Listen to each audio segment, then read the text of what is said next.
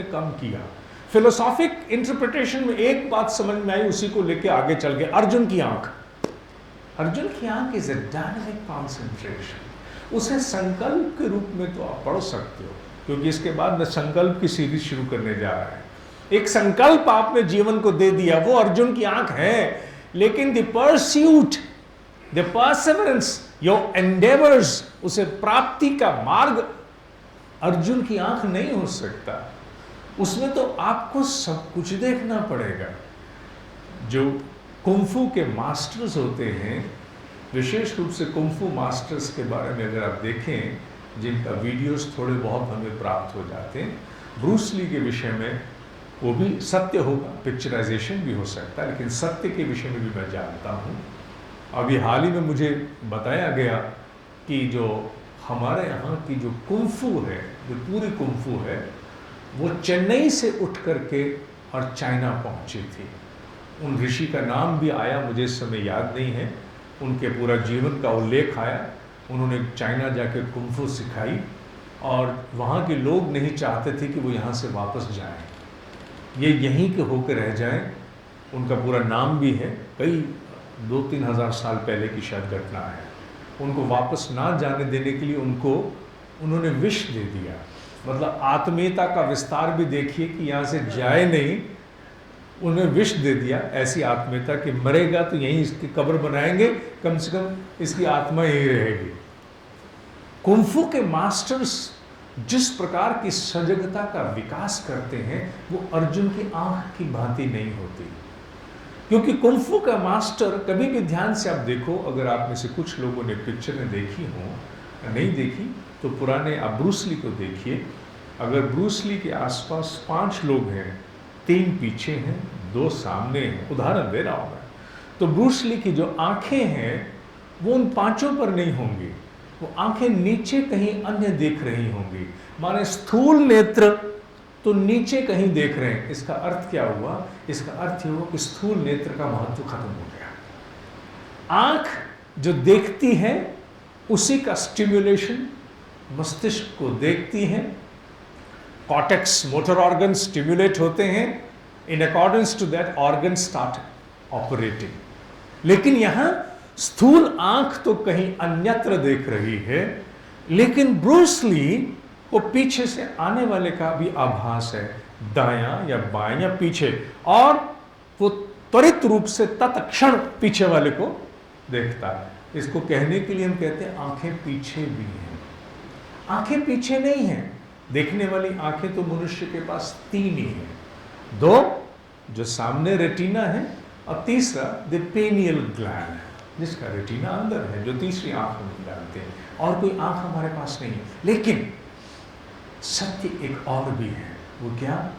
मनुष्य जैसे इस पूरे शरीर से सांस लेता है, केवल नाक से नहीं लेता, उसी प्रकार मनुष्य में भांपने की जो क्षमता है वो केवल यहीं तक सीमित नहीं है, सर्वस्व में विद्यमान है। और भांपने की क्षमता को सजगता के विस्तार से हम चारों ओर प्रसारित कर सकते हैं।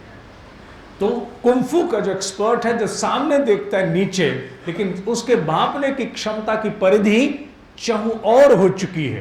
कहीं से आने वाले अतिक्रमण को, आक्रमण को वो उसी समय विफल कर देगा। यही भाव उसके भीतर विकसित होता है। और यहां जिस योग की चर्चा हम कर रहे हैं, अभ्यास और वैराग्य के द्वारा जिस तन्निरोधा, जिस निरोध की चर्चा हम कर रहे हैं, वो वही है। When you are contemplating or concentrating upon any subject in a dynamic mode, at that moment of time एक आकाश भीतर बनाना है। विषय होते हुए भी विषय के आसपास सोचने की चेष्टा करनी। जैसे ही विषय के आसपास सोचने की चेष्टा करेंगे, भांपने की क्षमता विकसित होगी।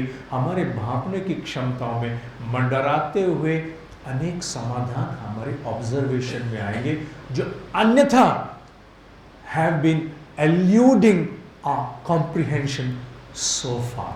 The evasive solutions will be brought into the ambit of our awareness। और ये कार्य तभी होता है जब मनुष्य अपने ध्यान को एक आकाश के रूप में, जैसा मैंने उपनिषद की धारणा के ध्यान की बात कही, अनेकों ध्यान है उपनिषद में, वो चेष्टा करना है। इसे समझना होगा क्योंकि ये महीन है, because this is a subtle exercise that has to start, that has to transpire within, क्योंकि अति सूक्ष्म है, इसे घटित भीतर होना है, हथेली पे दिखा नहीं सकते। इसलिए समझना होगा कि मुझे समस्या पर जब कभी भी मैं, या किसी विषय पर जब कभी भी मैं इस प्रकार का मनन करूं तो कैसे करूं। सामान्यतः हम एक ही प्रकार का मनन जानते हैं जो टेंशन बन जाता है, लेकिन अगर आप आकाश का निर्माण करके भीतर उस विषय के आकाश का निर्माण करोगे तो आप 3 घंटे भी सोचोगे, टेंशन नहीं होगी, बिकॉज ये nerves are not going to undergo the shackling rackling effect, because you are trying to gain some expansiveness, EXPA वाला expansiveness, आप विस्तार की ओर आगे बढ़ रहे हो, आप और कुछ भी जानना चाहते हो। कुछ समय पश्चात आपको नए तथ्य आने शुरू हो जाए। हो सकता है 1-2 बार के अभ्यास से नहीं आए। जो 1-2 बार के अभ्यास से समाधान चाहते हैं, योग उनके लिए नहीं है। योग is not for that. Yoga is for them who have to undergo a different format. मान्यवर, यहाँ तो एप्पल और एप्पल के बाद विंडोज़ में वीडियो के फॉर्मेट भी बदलने पड़ते हैं, हार्ड ड्राइव्स के फॉर्मेट बदलने पड़ते हैं, सब कुछ बदलना पड़ता है। यहाँ तो मनुष्य के द्वारा बनाए गए सॉफ्टवेयर की भी सीमाएं हैं, तो मनुष्य के द्वारा बनाए गए अपनी धारणाओं के सॉफ्टवेयर की भी सीमाएं होती हैं।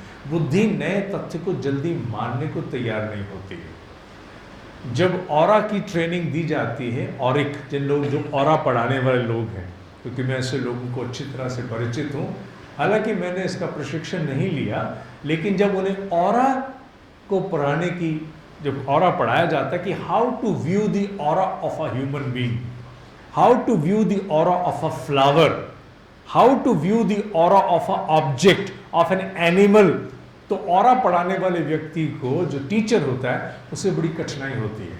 क्यों? क्योंकि वो इन्हीं आंखों से कहता है इस फूल के ऑरा को देखो। आंख ने इससे अतिरिक्त कुछ देखना सीखा ही नहीं। आंख को तो केवल फूल ही फूल, फूल ही फूल और फूल ही फूल बंदा आता है। तो फूल और फूल बस यही जानती है वो, उसको इसके अतिरिक्त आभास नहीं है। तो जो शिक्षक है वो फिर उसको पढ़ाने की चेष्टा करते हुए ऑरा को, वो कहता है कि फूल सामने रखो, फूल को मत देखो, फूल देखते हुए आसपास देखने की कोशिश करो।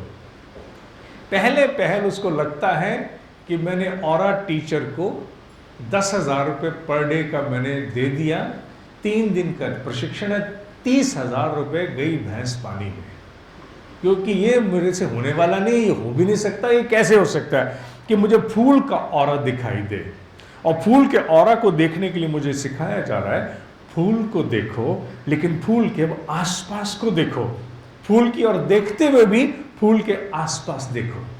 This is quite foolish. अगर आपको कहा जाए फूल को देखो, फूल को देखते हुए उसके आसपास को देखो, भांपने की कोशिश करो, बुद्धि प्रतिरोध करती है, बुद्धि देखने नहीं देती है।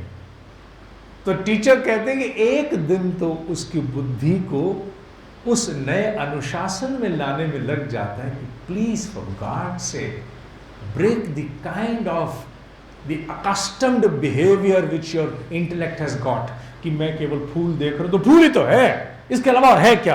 अरे फूल के आसपास देख रहे बाबा।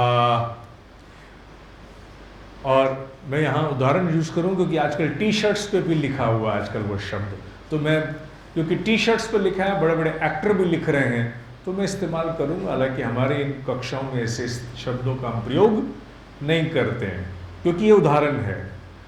जर्मनी से एक विद्यार्थी इस अध्यापक के पास बैठा हुआ था, यह अध्यापक उसे पढ़ा रहा था, उसे एक दिन लग गया, उसको फूल के आसपास कुछ दिखाई नहीं दिया। टीचर ने भी सोच लिया कि या तो इस कल से ये ज्वाइन नहीं करेगा, या इसके ये 10,000 भी वापस करने पड़ेंगे। एक दिन के 10,000 रुपये की ट्रेनिंग थी, 3 डेज ट्रेनिंग थी। दूसरा दिन आया, वो भी ढीठ था, जर्मनी से चल के आया था, उसने कहा और एक रीडिंग सीखनी है। दूसरे दिन फिर उसने कोशिश की, उसको नहीं दिखाई दिया। वो एक ही बात के पूरा दिन लगाए, 8-8 घंटे। Do you now see something else? No, it is bloody the same flower, nothing more than that. तीसरे दिन उसकी बुद्धि ने थोड़ा सा समर्पण दोपहर के बाद दिया, और जब पहली बार उसकी बुद्धि ने थोड़ा सा समर्पण दिया और टीचर अंदर था, वो उसको एक असाइनमेंट दिया था सफ़ेद कागज़ पर, A3 साइज के कागज़ पर, येलो कलर का फ्लावर, येलो कलर के फ्लावर से पहले शुरुआत कराते हैं। फ्लावर आप देख रहे हो, रोज़ ताज़ा फूल रखते थे, दिन में बदलते भी थे। देखो जब लंच, पोस्ट लंच, उस चिल्लाया जोर से, फक इट। टीचर आया, how dare you use this word, I am so sorry but now I can see. वैसे शुरू हो गया। What can you see? It bloody has got something else. What does it have? It has got a surround which is distinct to that. Teacher ने कहा शुक्र है, इसके 30,000 सार्थक हुए, वरना हो नहीं सकते थे। उसके बाद वो और दिन भी रुका और उसने देखा हर फूल की एक अलग आभा होती है। इन्हीं आँखों से मनुष्य के ऑरा पढ़ने वाले और अपनी आँखों का विस्तार विकसित करते हैं। और विस्तार विकसित करने के लिए वो अर्जुन की आँख वाले सिद्धांत पर नहीं काम करते, अपितु आसपास को अपने भांपने की क्षमता में, अपने विस्तार में, सजगता के विस्तार में समाहित करने की चेष्टा करते हैं। और जैसे आसपास के विस्तार को समाहित करते हैं तो एक नया अध्याय खुलता है, Auric, the chapter of aura. इसे तो पूरा विश्व अब सीख रहा है। आंखों के द्वारा ऑरा रीडिंग कैसे होती है, मशीनों के द्वारा कैसे होती है, इस विषय में तो हम लोग बहुत भली प्रकार से पहले से ही जानते हैं, लेकिन आंखों के द्वारा कैसे होती है इसे अब हमने जानना शुरू कर दिया है कि आंखों के द्वारा इस प्रकार के आवरण और आभा का अध्ययन इस यूं किया जाता है। और ये बहुत सारे लोग पूरे विश्व से अब भारत में सीखने आ रहे हैं, और जब भी उनको पहली बार आभास होता है तो आश्चर्यचकित हो जाते हैं कि क्या ऐसा संभव है कि मनुष्य की आंखों को वो कुछ नया आभास